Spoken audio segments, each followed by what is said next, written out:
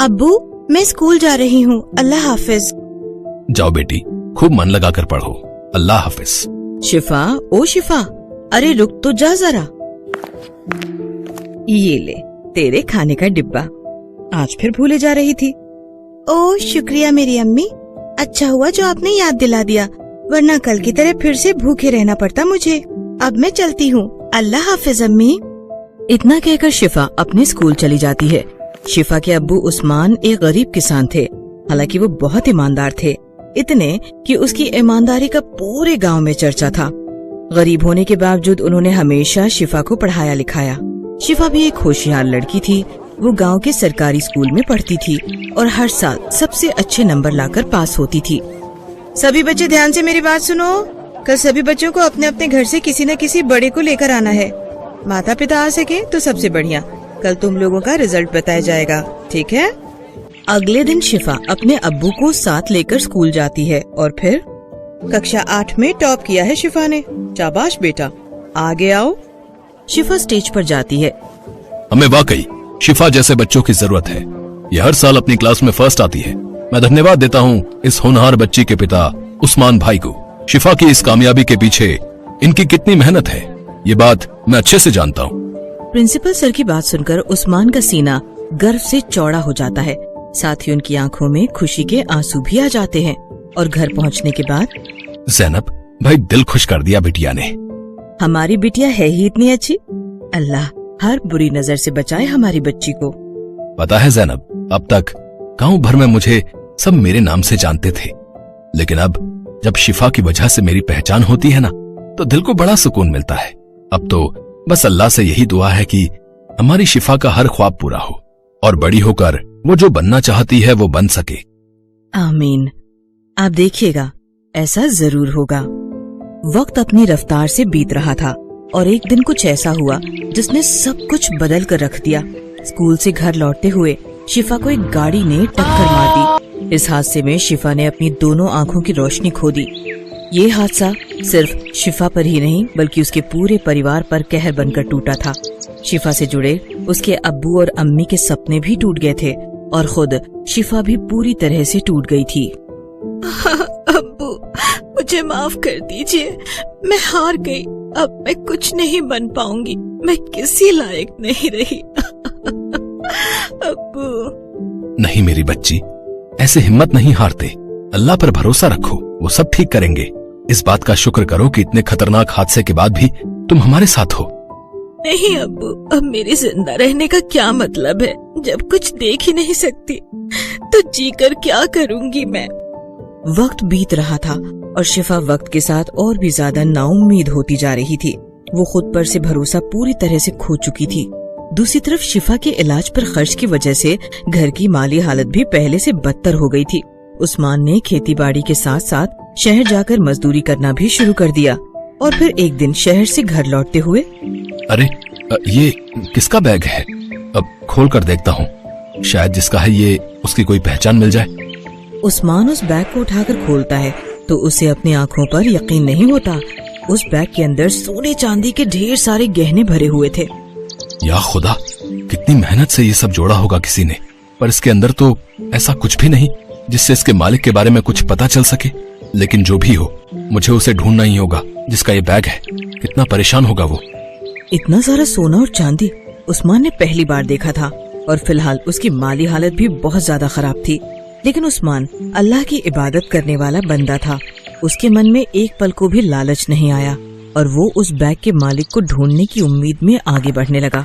तभी कुछ दूरी पर उस्मान को एक बूढ़ा आदमी दिखाई दिया जो रास्ते पर कुछ ढूंढ रहा था और बहुत परेशान दिख रहा था। अस्सलाम वालेकुम, आप कुछ ढूंढ रहे हैं क्या? कुछ खो गया है क्या? वालेकुम अस्सलाम बेटा, मेरा एक बैग था, वो कहीं गिर गया है, उसमें बहुत सारे जी कहीं ये तो आपका बैग नहीं है? अरे हाँ, अब यही तो है, शुक्र है अल्लाह का, ये मुझे वापस मिल गया। बूढ़े आदमी ने फौरन अपना बैग खोलकर देखा।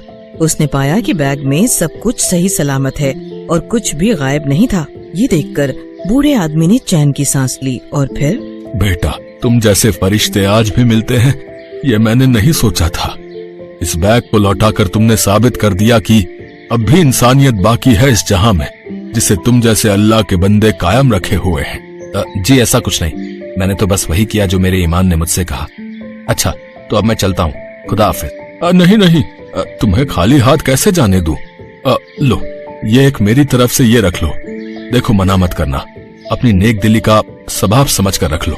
उस बूढ़े आदमी ने कुछ पैसे उस्मान की तरफ बड़े ही प्यार से बढ़ाए थे, जो वाकई काफी ज्यादा थे। उस्मान के काफी मना करने पर भी बूढ़े आदमी ने वो पैसे उस्मान को पकड़ा ही दिए। और सच ये था कि वाकई उन पैसों से उस्मान की बहुत मदद हो गई। शिफा के इलाज के लिए लिया हुआ सारा उधार चुक गया और उसके बाद भी कुछ पैसे बच गए। अब उस्मान जब भी शहर जाता तो रास्ते में कई बार उन बूढ़े बाबा से उसकी मुलाकात हो ही जाती थी। और फिर एक दिन, उस्मान बेटा तुम मेरे घर आओ, तुम्हारे खानदान से मिलने का बड़ा मन है। ऐसा करो, बकरीद की दावत मेरे घर पर करो, ठीक है ना? मैं आऊंगा बाबा, पर पहले आपको मेरे घर आना होगा। ईद की नमाज हम साथ में पढ़ेंगे और फिर आपके घर भी चलेंगे। ठीक है, जैसी तुम्हारी मर्जी। कुछ दिनों बाद बकरीद का त्योहार आता है और बूढ़ा आदमी तय वादे के मुताबिक नमाज से पहले उस्मान के घर पहुंच जाता है। अस्सलाम वालेकुम बाबा। वालेकुम अस्सलाम बेटी, माशाअल्लाह बड़ी प्यारी बच्ची है। वैसे तुम हमें कैसे जानती हो? अब्बू ने बताया था आपके बारे में। मुझे भी तुम्हारे बारे में सब मालूम है, और अब फिक्र मत करना मेरी बच्ची, मैं सब ठीक कर दूंगा। नहीं बाबा, अब कोई कुछ नहीं कर सकता। मेरी जिंदगी में अब सिवाय अंधेरे के कुछ भी नहीं है। खैर ये सब छोड़िए, आप चलिए, अब्बू आपका इंतजार कर रहे हैं। इसके बाद उस्मान और वो बूढ़ा आदमी साथ में ईद की नमाज पढ़ने जाते हैं। और फिर, अब्बू हम कहाँ जा रहे हैं? बाबा ने बकरीद की दावत दी है, बस वहीं जा रहे हैं बेटा। बूढ़ा आदमी उन तीनों को साथ लेकर चल पड़ता है। बातें करते करते अचानक वो सभी जंगल की तरफ मुड़ जाते हैं और ये देखकर ज़ैनब घबरा जाती है। ये रास्ता तो जंगल को जाता है। घबराओ मत बेटी, मैं शहर के शोर शराबे से दूर यहीं रहता हूँ, बस मेरा घर पास ही में है। कुछ देर चलने के बाद जंगल के बीचों बीच सबको एक आलीशान हवेली दिखाई देती है, जिसे देखकर उस्मान और ज़ैनब चौंक जाते हैं। बाबा क्या वाकई ये है आपका घर? हाँ यही है। अब अंदर भी चलोगे या यहीं सारी बातें करोगे भाई? सभी लोग घर के अंदर जाते हैं तो देखते हैं कि वहाँ पहले से ही एक बहुत बड़ा दस्तरखान बिछा हुआ है, जिस पर एक से एक पकवान भी रखे हुए हैं। चलो अब बिस्मिल्लाह करो भाई। जी आप लोग नोश फरमाइए, मैं और शिफा बाद में। नहीं बेटी, ईद की खुशी में ये आपके लिए खास दावत है, आओ सब साथ बैठकर खाएंगे। उस्मान और उसके परिवार ने पहली बार इतना बढ़िया और लजीज खाना चखा था। हालांकि बूढ़े आदमी के अलावा उस आलिशान घर में और कोई नजर नहीं आ रहा था। ये बात ज़ैनब को थोड़ी अजीब लग रही थी, लेकिन तभी शिफा खाना छोड़कर अपनी आंखें मलने लगी। ये देखकर ज़ैनब ने उससे पूछा, क्या हुआ शिफा, आंखों में कुछ चला गया है क्या बेटा? अम्मी, क्या ये सच है? रुकिए जरा। ये कहकर शिफा अपनी आंखें जोर से बंद करती है और फिर आंखें खोल लेती है, और इस बार उसकी आंखों से आंसू बहने लगते हैं। क्या हुआ मेरी बच्ची, कुछ तो बता, तू रो क्यों रही है? करिश्मा हुआ है अम्मी, मुझे सब दिखाई दे रहा है।